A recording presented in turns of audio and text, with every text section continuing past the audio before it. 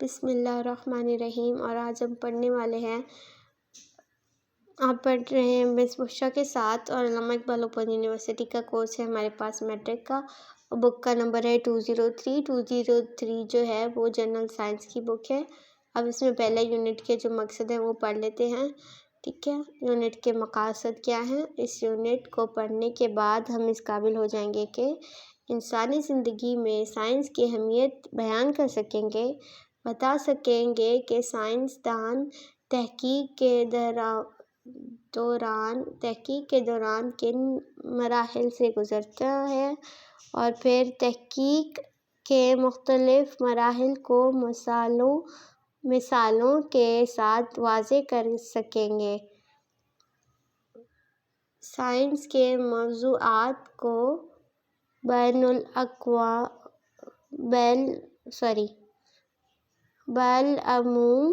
بالعموم اور قدرتی سائنس کے موضوعات کو بالخصوص بیان کر سکیں گے۔ اس کا معنی یہ ہے کہ یہ یونٹ ہم پڑھنے لگے ہیں، اس میں ہم بتائیں گے، سائنس کو سمجھیں گے، اس کے سائنس کا جو اگر آپ نے دیکھا لائٹ ایجاد ہوئی تو لائٹ کیسے بنی، کہاں سے بنی، کس نے اس کو بنایا، اور اس کو خیال کس کو آیا، اس کے لیے کیا کیا کام کیے گئے، اور کتنا عرصہ اس کو لگا، یہ ساری بات ہم پڑھیں گے، اس کو سمجھیں گے۔ یہ مثال ہے کہ لائٹ ہماری زندگی میں کتنی اہمیت کا حامل ہے، ہماری زندگی میں، انسان کی زندگی میں، گھر چلانے میں، کاروبار وغیرہ ہر چیز میں کتنا ضروری ہے۔ سائنس کی وجہ سے ہی لائٹ بنی، لائٹ سے روشنی آئی، روشنی کو انہوں نے کیپچر کیا، پھر وہ وائروں میں آئی، پھر وہ الیکٹرکسٹی بن گئی، اور الیکٹرکسٹی بننے کے بعد وہ پوری جگہ، پورے دنیا جہان میں پائی جانے لگی، ٹھیک ہے۔ سائنس کی تحقیق کیسے ہوتی ہے، سائنسدانوں نے کتنی محنت کی ہے، کس کس مرحلے سے گزر کے انہوں نے جو چیزیں ایجاد کی ہیں ان کے بارے میں ہمیں بتایا ہے، کیا کیا اس میں موضوع ہوتے ہیں، قدرتی سائنس کیا ہوتی ہے، اور جو کہ چیزیں بنائی ہوئی ہیں قدرت نے، اس کو استعمال کیسے کرنا ہے، اور جو مشینیں جو انسان اپنی سوچ سے بناتا ہے اس کا کیا عمل دخل ہے انسان کی زندگی میں، ٹھیک ہے۔ اب ہم پڑھنے لگے ہیں 1 سائنس اور اس کی اہمیت۔ سائنس کی اہمیت ہماری اب جو روزمرہ روٹین ہے اس میں شامل ہو گئی ہے، ٹھیک ہے۔ سائنس کا لفظ اب ہماری زندگی میں عام طور پر زندگی میں بول چال کا حصہ ہے، اور یہ موضوع پہلی کلاس ہی سے اسکولوں میں پڑھایا جا رہا ہے۔ اس میں آپ نے کبھی یہ سوچا کہ سائنس دراصل ہے کیا؟ اور آئیں اس سبق میں سائنس اور اس سے متعلق چند اہم چیزوں کے بارے میں پڑھتے ہیں، ٹھیک ہے۔ ہم نے پہلے اس کو سمجھنا ہے کہ سائنس ہے کیا اور اس کا مقصد کیا ہے۔ سائنس ہماری زندگی میں مطلب ہر چیز میں سائنس آتی ہے کہ یہ کتاب کیسے بنی، یہ بک کیسے بنی، یہ ٹیبل کیسے بنی، یہ فرنیچر کیسے بنا، یہ پین کیسے بنی، کمپیوٹر کیسے بنا، فون جس پہ میں آپ کو پڑھا رہی ہوں وہ کیسے بنا، اور یہ سب کچھ سائنس میں آتا ہے۔ اور یہ روزمرہ کی زندگی میں جو باتیں ہیں وہ بھی سائنس کے تھرو ہی ہماری چل رہی ہیں، ٹھیک ہے، اس لیے ہماری زندگی کا حصہ بن چکا ہے۔ سائنس کا لفظ اب ہماری عام زندگی میں بولا اور سمجھا جاتا ہے، ٹھیک ہے، یہ زندگی کا حصہ بن گیا ہے۔ یہ بچے کے لیے بھی سائنس ہوتی ہے، بڑے سے بوڑھے سے، جو زندہ ہوتے ہیں، جو مرے ہوئے ہوتے ہیں، بے جان چیزیں اور جاندار چیزوں کے لیے بھی سائنس جو ہے وہ بہت ضروری ہے۔ ان کا پڑھنا، ان کو سمجھنا ہی بہت ضروری ہے، ٹھیک ہے۔ یہ جو مضمون ہے یہ پہلی جماعت سے ہی اسکولوں میں پڑھایا جا رہا ہے، کیونکہ اس کی اہمیت اتنی بڑھ گئی ہے۔ آپ نے کبھی یہ سوچا ہے کہ سائنس اصل میں ہے کیا؟ سائنس کی جو حقیقت ہے وہ کیا ہے؟ اس لیے ہم پڑھیں گے اس سبق میں کہ سائنس کیا چیز ہے اور اس کے متعلق کیا اہم باتیں ہیں جس کو ہم پڑھیں گے، ٹھیک ہے۔ سائنس سے کیا مراد ہے، سائنس کا مطلب کیا ہے، آسان لفظوں میں ہوتا ہے کہ سائنس کا کیا معنی ہے، ٹھیک ہے۔ سائنس کے لفظی معنی ہے جاننا۔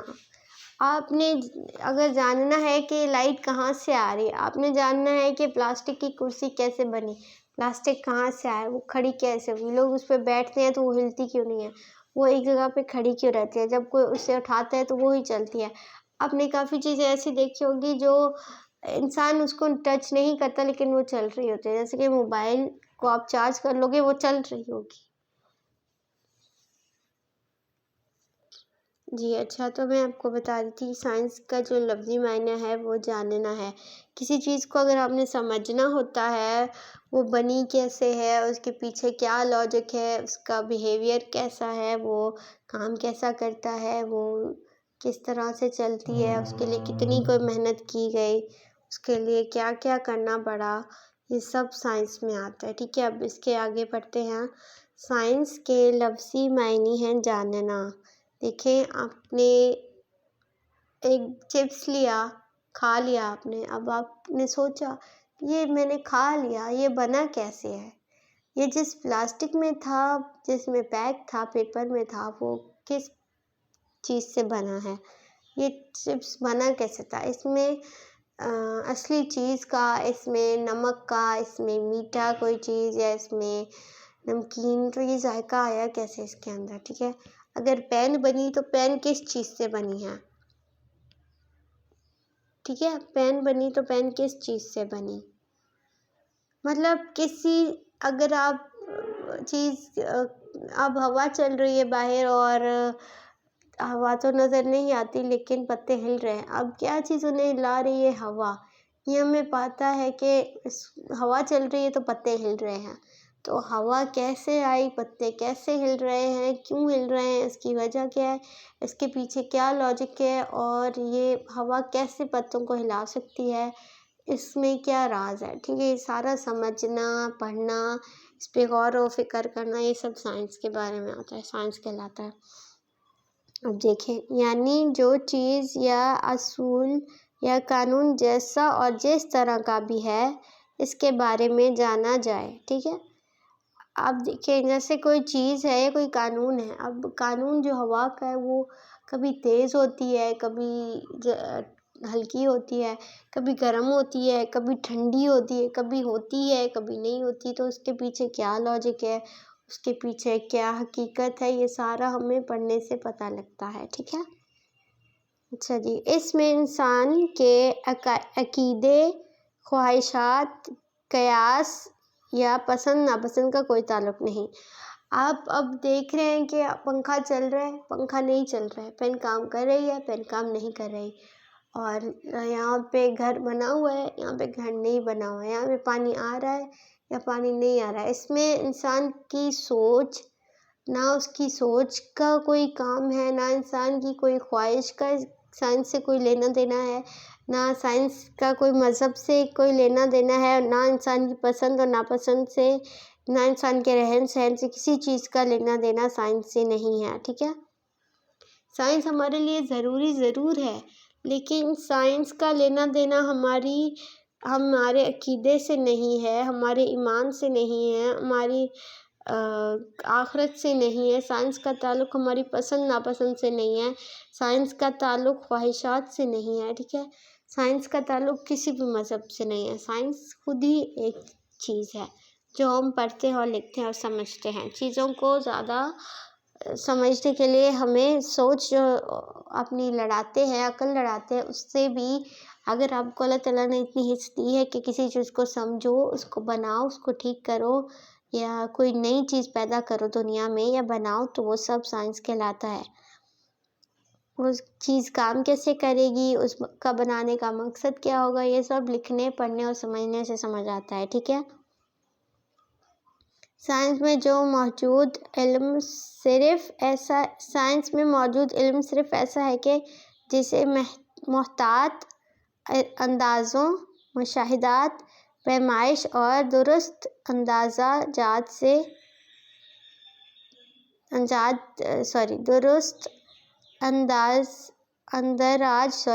اندراجات کے بعد حاصل کیا جا سکتا ہے. وہ کسی بھی قوم کے کسی بھی فرد کی محنت کا نتیجہ ہو سکتا ہے. گویا ان سائنس کی تشریح ہم اس طرح کر سکتے ہیں. پہلے انہوں نے کہا کہ سائنس کا تعلق کسی امیر غریب سے نہیں، کسی کالے گورے سے نہیں، کوئی بڑی بات نہیں ہے، ہر کوئی کر سکتا ہے. اس کے لیے کیا چاہیے ہوتا ہے، جیسے محتاط اندازوں یعنی صحیح اندازوں، صحیح مشاہدات، اس کو جو ٹیکنیک ہوگی وہ صحیح سے استعمال کرو گے، صحیح اندازے سے اور صحیح کوانٹٹی میں، صحیح کوالٹی اور صحیح چیز کے ساتھ اور صحیح جگہ اور صحیح وقت پر آپ اس چیز کو کرو گے تو وہ پرفیکٹ بنے گی، ادروائز وہ خراب ہو جائے گی۔ سائنس کا تعلق کسی انسان کے امیر غریب ہونے سے اس کا کوئی نتیجہ نہیں ہو سکتا۔ سائنس کی ایجاد کوئی بھی انسان کر سکتا ہے۔ سائنس کی جو تشریح ہے وہ اس طرح سے کی جا رہی ہے، ٹھیک ہے۔ فطرت کے قوانین اور اصولوں پر مبنی ایسا علم جو مشاہدات، تجربات اور درست پیمائش کے بعد حاصل کیا گیا ہو۔ میں نے آپ کو سمجھایا کہ کسی بھی چیز کو آپ نے سمجھنا ہے تو اس کے لیے آپ نے اس کو کیوں بنایا گیا، کیسے بنایا گیا، کتنی محنت لگی، اس کا بنانے کا مقصد کیا ہے، اس کو ٹھیک کیسے کیا جاتا ہے، اس کو خراب کیسے ہوتا ہے تو صحیح کیسے ہوتا ہے، یہ سب کچھ سائنس کے اندازوں سے ہوتا ہے، ٹھیک ہے۔ اس کا مطلب ہے جو سوچ کے فطرت کے قوانین اور اصولوں پر جو بنی ہوئی یعنی بنا ہوا ایسا علم ہے جو مشاہدات، لکھنے پڑھنے سے، مشورے کرنے سے، اس پر تجربات کرنے سے، اس کو آگے پیچھے کر کے یوز کرنے سے، اس کو صحیح پیمائش کر کے ہم حاصل کر سکتے ہیں، ٹھیک ہے۔ آج ہم پیج 7 ہی پڑھیں گے کیونکہ یہ لیکچر بہت لمبا ہو گیا ہے۔ اچھا، سائنس کی اہمیت۔ اگر آپ سے یہ کہا جائے کہ ہماری زمین چپٹی ہے اور آسمان دراصل ٹین کی ایک چھت ہے جو اس ساری زمین پر پھیلا ہوا ہے، آسمان اور زمین کے درمیان طوفانی فضا ہے جس میں سورج، چاند، ستارے اور سیارے گھومتے رہتے ہیں، تو کیا آپ اس بات کا یقین کر لیں گے؟ اگر نہیں تو اس کی وجہ بھی سوچیں گے کہ آخر یہ بیان آپ کے لیے کیوں قابل قبول نہیں۔ اسی طرح ایک اور بیان ہے اور وہ یہ ہے کہ جب کوئی بد روح کسی انسان کے دماغ میں گھس جائے تو وہ بیمار ہو جاتا ہے۔ اگر بیمار شخص کی کھوپڑی میں سوراخ کر دیا جائے تو یہ بد روح نکل جاتی ہے اور انسان دوبارہ تندرست ہو جاتا ہے۔ تو کیا آپ اس بات سے ایگری کرتے ہیں کہ انسان کے اندر ایک روح چلی جاتی ہے، وہ انسان کو بیمار کر دیتی ہے، تو انسان اس بیمار شخص کی کھوپڑی کھول کر اس میں سوراخ کر کے آپ جگہ بناؤ گے، سوراخ کرو گے تو وہ روح ادھر سے نکل جائے گی؟ یہ تو کوئی لاجک کی بات ہی نہیں ہے، لیکن پہلے لوگ اس بات پر یقین کرتے تھے، ٹھیک ہے۔ ہم نہیں کرتے کیونکہ ہمیں تو اندازہ ہے کہ انسان کا ٹھیک ہونا ہوتا ہے، وہ کیسے ہوتا ہے۔ انسان کو اگر انسان کے دماغ میں سوراخ کر دیا جائے تو وہ تو مر ہی جائے گا بیچارہ، ٹھیک ہے۔ تو کیا آپ کے لیے قابل قبول بات ہے؟ بالکل بھی نہیں۔